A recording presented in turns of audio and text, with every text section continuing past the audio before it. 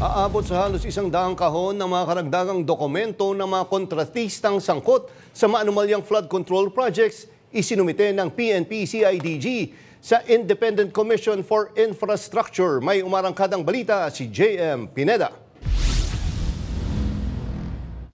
Dala-dala ng hanay ng PNP-CIDG sa Independent Commission for Infrastructure o ICI ang sandamakmak na mga kahon na puno ng mga dokumento at papeles ng iba't ibang mga regional offices ng DPWH, pati na mga kontratista ng mga flood control projects. Aabot sa higit kumulang 75 kahon ang ibinaba ng PNP-CIDG at ang ilan dito ay nakapangalan sa tatlong mga construction company na binanggit ng Pangulo na may pinakamaraming kontrata sa DPWH. Kabilang dyan ang mga kumpanyang pagmamayari ng mga diskaya na Alpha and Omega Construction, General Contractor and Development Corporation at St. Timothy Construction.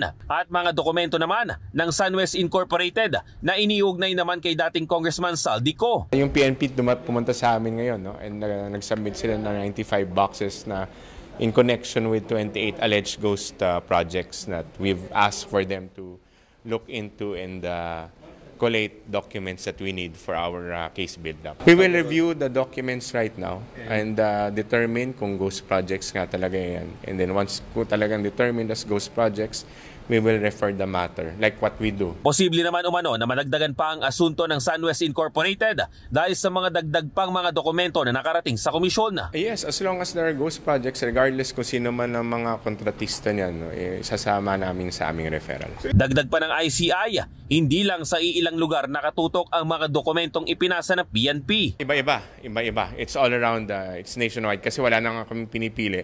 As long as they complete or get documents, sabi namin sa kanila, dalhin nyo na dito. Ang ilan sa mga nakalagay sa mismong kahon ay mga flood mitigation structure sa Zamboanga City. May mga lugar din na sakop ng Negros Island at iba pang parte ng Visayas. Pero kapansin-pansin na ang pinakamarami ay ang Bicol Region, partikular na ang Sorsogon. Mga bultong dokumento nga ang naisumite na nakapangalan sa district offices sa syudad.